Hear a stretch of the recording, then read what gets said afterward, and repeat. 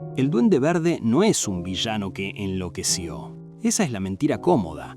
Norman Osborn es el retrato de una mente que jamás supo habitar el límite entre control y derrumbe y que construyó su identidad entera sobre la negación de su fragilidad. El duende no aparece como ruptura, sino como síntoma tardío. No irrumbe para destruir una vida estable, sino para darle forma a un caos que ya estaba ahí, agazapado, esperando un lenguaje. La risa, el traje, la teatralidad no son extravagancias criminales, son mecanismos psíquicos de externalización. Norman no soporta la ambigüedad interna, no tolera la culpa, no metaboliza el fracaso, necesita dividirse para seguir funcionando. El duende es la parte que actúa lo que Norman no puede admitir ni siquiera en silencio. No hay catarsis, hay desplazamiento. Cada gesto violento es una defensa desesperada contra el colapso del yo. Y lo inquietante no es su sadismo, sino su coherencia interna. El duende piensa, planifica, argumenta. No es caos puro, es una estructura delirante con lógica propia. Una lógica que no busca dominar el mundo, sino acallar una voz interna que amenaza con recordarle que nunca fue tan sólido como creyó y que su éxito siempre estuvo sostenido por algo frágil, inestable, a punto de romperse. Norman Osborn construyó su identidad sobre una fantasía de omnipotencia funcional. Empresario, científico, patriarca, roles que no solo ocupaba, sino que necesitaba ocupar para sostenerse. En muchas versiones tempranas del personaje, desde The Amazing Spider-Man de Lee Ditko hasta reinterpretaciones posteriores, Norman no se define por lo que desea, sino por lo que no puede permitirse sentir. El miedo, la inseguridad, la culpa quedan excluidos del yo consciente. Esa exclusión no desaparece, se reorganiza. El duende surge como una escisión defensiva, no como una posesión externa ni como una simple doble personalidad caricaturesca. Es una identidad subsidiaria creada para alojar aquello que Norman considera incompatible con su autoimagen. Lo perturbador es que esa identidad no es caótica, sino liberadora. El duende se permite gozar del conflicto, de la crueldad, del riesgo, porque ya no tiene que fingir estabilidad. Desde una perspectiva clínica, no estamos ante una locura repentina, sino ante un trastorno estructural donde el yo principal colapsa bajo presión prolongada. El suero solo acelera lo inevitable. Lo químico no crea el delirio, le da permiso. Y una vez que ese permiso existe, la mente encuentra en la violencia una forma de orden, un ritual que organiza lo interno, aunque a un costo que Norman todavía no puede medir del todo. Antes de continuar, quiero agradecer especialmente a los miembros del canal y aprovechar para invitar a quienes quieran apoyar este proyecto a sumarse. Con la membresía van a tener acceso anticipado a los videos, contenido exclusivo y prioridad para solicitar temas, además de ser mencionados al inicio de cada video. La relación de Norman con el control es central para entender su patología. No controla para dominar, controla para no desintegrarse. Cada plan del Duende Verde revela una obsesión con anticiparse, con manipular variables, con reducir la incertidumbre a un tablero calculable. Pero esa compulsión no nace del genio estratégico, sino del terror a la imprevisibilidad emocional.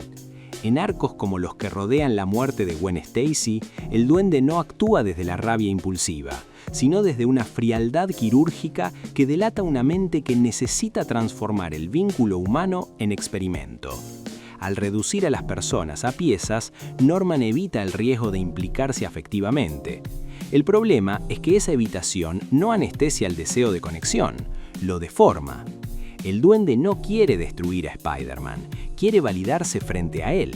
Quiere ser visto, reconocido, comprendido, pero sin exponerse como Norman. Por eso la violencia es siempre escénica, exagerada, casi performática. Es un pedido de mirada que no puede formularse en términos sanos. Psicológicamente, estamos ante una estructura donde el narcisismo no es autoestima inflada, sino una defensa contra un vacío interno intolerable. Cada victoria del duende calma momentáneamente ese vacío, pero también lo profundiza, porque refuerza la necesidad de seguir actuando, de seguir siendo otro para no enfrentarse nunca al yo original.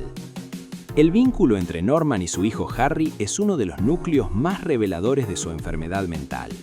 No por el abuso explícito, sino por la imposibilidad emocional. Norman no odia a Harry, no sabe verlo. Desde la psicología, esto no es simple negligencia, sino una proyección constante. Harry encarna todo lo que Norman reprime: vulnerabilidad, dependencia, deseo de aprobación. En lugar de reconocer eso como humano, Norman lo desprecia, porque hacerlo implicaría aceptar esa misma fragilidad en sí mismo. El Duende Verde, entonces, no solo es una identidad escindida, sino una barrera.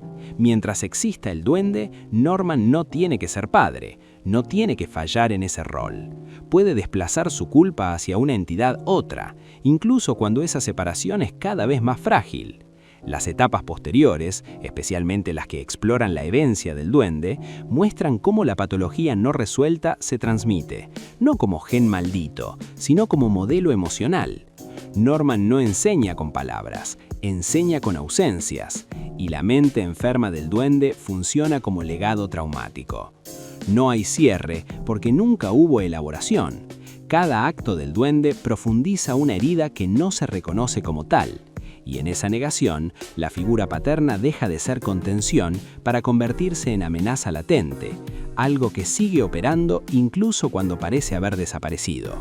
Uno de los errores más comunes al analizar al Duende Verde es interpretarlo como un caso de liberación del ello. Esa lectura es tentadora, pero insuficiente. El duende no es la pulsión sin freno, es una pulsión organizada, racionalizada, casi ética dentro de su propio marco. Norman no pierde la razón, la reconfigura. En términos psicológicos, hablamos de un delirio estructurado, donde la narrativa interna justifica cada acción como necesaria. En arcos como Dark Reign, esta lógica se vuelve explícita. Norman no se ve a sí mismo como villano, sino como el único capaz de hacer lo que otros no se animan. Esa autojustificación no es cinismo, es creencia genuina. El problema es que la creencia está construida sobre una base paranoide. El mundo es hostil, los otros son hipócritas, la moral es una máscara. Bajo ese esquema, la violencia deja de ser transgresión y se vuelve deber. El duende no disfruta del caos, disfruta del orden que impone. Y ese orden es profundamente psicológico, un intento de alinear el mundo externo con una mente que no tolera contradicciones. Cada vez que la realidad se resiste, la agresión aumenta.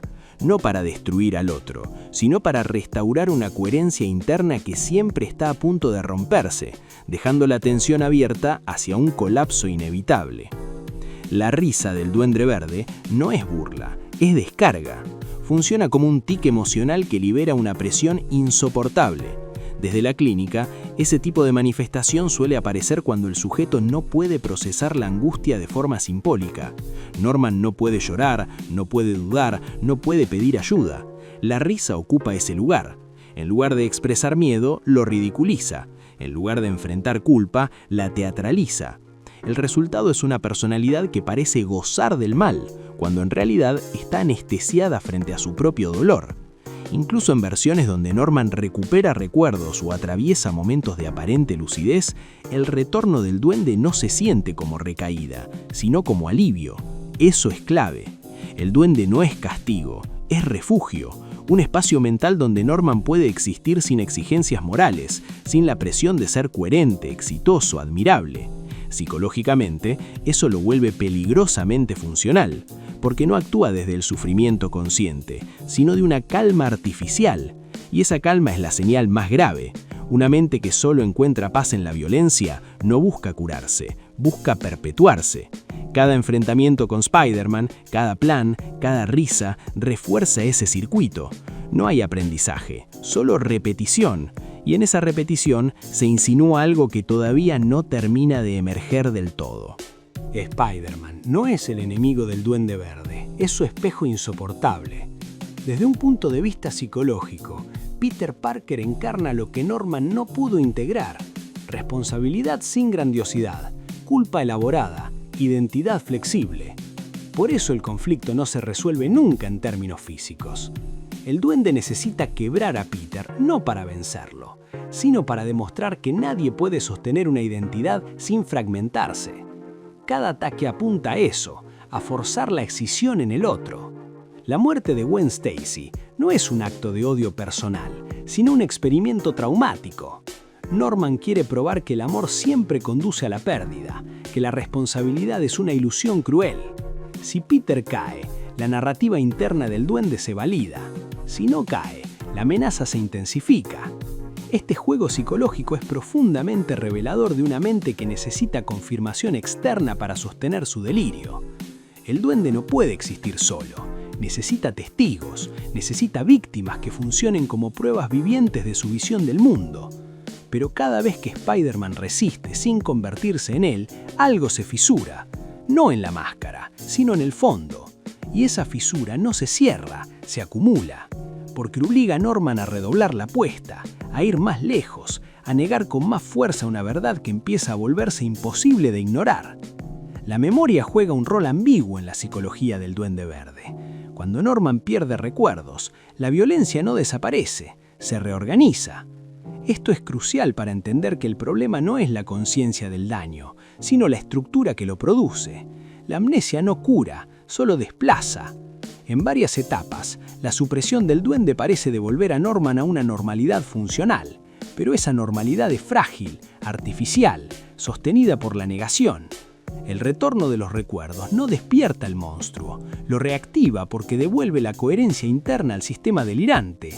Desde la psicología, esto sugiere que el duende no es una entidad separada, sino una narrativa identitaria completa.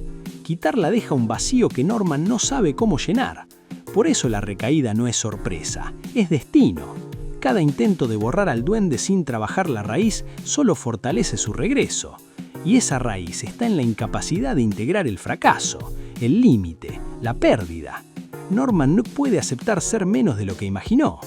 La mente enferma prefiere destruir antes que reducir su ideal del yo. Y mientras esa tensión no se elabore, el duende seguirá siendo la solución más eficaz que encontró para no enfrentarse a sí mismo. En sus versiones más recientes, el Duende Verde deja de ser solo un individuo, para convertirse en influencia, idea, contagio. Eso no lo vuelve menos psicológico, sino más. La patología se vuelve transmisible porque está basada en una lógica seductora, la promesa de que el dolor puede transformarse en poder si se renuncia a la empatía. Norman no ofrece redención, ofrece simplificación, y esa oferta es peligrosa porque resuena con zonas oscuras universales. Desde esta perspectiva, el Duende Verde es menos un villano y más un caso extremo de lo que ocurre cuando la mente elige la escisión permanente como modo de supervivencia. No hay retorno sencillo de ahí. Cada paso hacia adelante exige más negación, más violencia, más distancia del yo original. Y aunque el personaje atraviese muertes, resurrecciones, cambios de rol, esa estructura permanece. Porque no se trata de eventos, sino de una forma de organizar la experiencia. La enfermedad mental de Norman no busca final feliz, busca continuidad, busca seguir funcionando incluso a costa de todo lo demás. Y en esa búsqueda queda abierta una pregunta inquietante. ¿Cuánto de ese mecanismo no es excepcional, sino exageración de algo que muchos prefieren no mirar de frente? Asignarle una patología al Duende Verde no es reducirlo, es finalmente tomarlo en serio.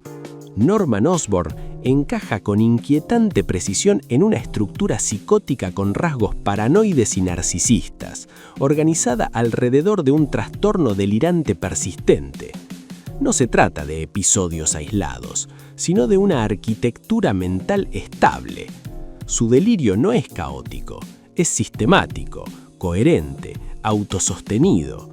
Cree ocupar un lugar excepcional en el mundo, no por grandiosidad infantil, sino por convicción defensiva. El yo de Norman no tolera la mediocridad ni el límite. Cuando la realidad amenaza ese ideal, la mente responde reescribiéndola. El Duende Verde es esa reescritura. La paranoia aparece en la lectura constante de amenazas, traiciones y humillaciones simbólicas donde no necesariamente las hay.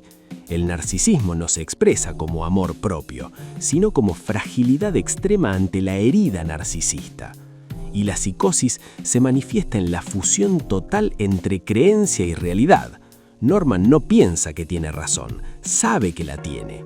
Esa certeza es inamovible. Por eso no aprende, no duda, no se corrige. Cada confrontación confirma su sistema. Cada derrota se integra como prueba de conspiración o injusticia. La patología no lo incapacita, lo vuelve peligrosamente funcional. Y esa funcionalidad es el verdadero horror, porque no busca tratamiento, busca expansión, dejando en suspenso qué ocurre cuando una mente así deja de necesitar máscara. El Duende Verde no experimenta culpa en el sentido clásico. Experimenta algo más complejo y más patológico, culpa proyectada.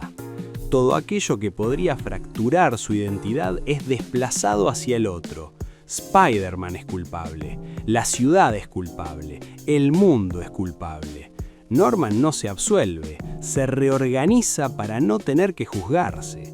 Desde la psicología, este mecanismo es típico de estructuras donde el superyo no regula, sino que se externaliza como enemigo persecutorio.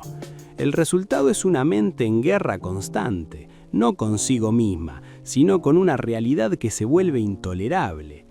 Cada acto violento del duende funciona como defensa frente a una angustia primaria que nunca se simbolizó. No hay elaboración del trauma, hay actuación. Y cuanto más actúa, menos acceso tiene al dolor original. Por eso el personaje nunca se cansa del mal. No es adicción a la violencia, es dependencia identitaria. Sin el duende, Norman se enfrenta a un vacío depresivo profundo, cercano a la desintegración del yo. La máscara no oculta, sostiene. En este punto, la patología deja de ser individual y se vuelve estructural. El duende no busca destruir su síntoma, lo necesita para existir. Y mientras ese síntoma siga funcionando, cualquier intento de redención es vivido como amenaza, abriendo una tensión inquietante sobre si alguna vez hubo realmente un Norman separado de su enfermedad. Cuando el Duende Verde habla, no improvisa, argumenta, justifica, moraliza. Esto es clave para entender la gravedad de su cuadro psicológico. No estamos ante impulsividad antisocial pura, sino ante una racionalización delirante que transforma la violencia en discurso. En varias etapas editoriales, especialmente cuando Norman ocupa posiciones de poder, se evidencia que su mente necesita institucionalizar su patología. El delirio busca estructura externa para confirmarse. Poder político, control militar, liderazgo simbólico, todo funciona como espejo que le devuelve una imagen coherente de sí mismo. Desde esta óptica, el duende no es solo un enfermo mental peligroso, sino uno altamente adaptativo, y eso lo vuelve más inquietante que cualquier villano impulsivo. Su locura no es evidente, es convincente. Puede hablar de orden, de seguridad necesario, y creerlo. La línea entre convicción ideológica y delirio se disuelve. Psicológicamente, este es el punto donde la patología deja de ser solo clínica y se vuelve contagiosa. Otros pueden empezar a creerle, otros pueden encontrar alivio en su lógica simplificadora. El duende no seduce por carisma, sino por claridad falsa, y en esa claridad ofrece una salida a la angustia que muchos sienten pero no saben nombrar. La pregunta que queda abierta no es cómo detenerlo, sino qué ocurre cuando su visión deja de ser marginal y empieza a parecer razonable. El fracaso constante del Duende Verde no lo debilita, lo reafirma. Desde la psicología, esto es característico de los sistemas delirantes cerrados. No se corrigen con evidencia contraria. Cada derrota se resignifica. Si gana, tenía razón. Si pierde, el mundo está corrompido. No hay escenario donde la patología se cuestione a sí misma. Por eso, el enfrentamiento con Spider-Man es interminable. No porque ninguno pueda matar al otro, sino porque ambos cumplen funciones psíquicas complementarias. El duende necesita a Spider-Man como antagonista estructural. Sin él, su narrativa pierde eje. Pero aquí aparece algo perturbador. Peter Parker no es solo víctima pasiva de esa dinámica. Resiste, sí, pero también acepta el juego. Vuelve, insiste, se define a sí mismo en oposición constante. Desde un punto de vista psicológico, esto abre una grieta incómoda. Porque si el duende es un psicótico paranoide con delirio organizado, ¿qué tipo de mente se necesita para sostener durante años una relación tan íntima con esa locura sin romperse? ¿Qué rasgos hacen posible esa perseverancia obsesiva, esa incapacidad de soltar, ese sacrificio reiterado sin elaboración emocional completa? El análisis del duende empuja inevitablemente hacia el otro lado del espejo, dejando una tensión que ya no puede ignorarse sin mirar con sospecha al supuesto héroe. Porque si algo revela la mente enferma del duende verde es que no existe en el vacío. Se articula, se alimenta, se enfrenta a otra mente que parece funcionar bajo reglas distintas, pero no necesariamente más sanas. La patología de Norman obliga a replantear la figura de Spider-Man no como antítesis moral, sino como complemento psicológico. Dos estructuras que se necesitan para sostenerse. Dos modos distintos de tramitar culpa, responsabilidad y deseo. Si el duende externaliza su conflicto destruyendo, Spider-Man lo internaliza castigándose. Y esa diferencia, lejos de cerrar el análisis, lo abre de forma inquietante. Porque entender al duende como un enfermo mental grave no lo convierte en excepción, sino en extremo visible de una lógica compartida. La pregunta final ya no es qué tan loco está Norman Osborn, sino qué tipo de mente puede convivir con esa locura, responderle, enfrentarse a ella una y otra vez sin cuestionar su propio lugar en el ciclo. Ese cruce, esa asimetría incómoda, es lo que lleva directamente a otro análisis inevitable. Uno donde la máscara cambia, pero la pregunta persiste. Y ese es el punto exacto donde empieza un video necesario. ¿Qué pasa si Spider-Man no es un héroe trágico, sino un psicópata funcional?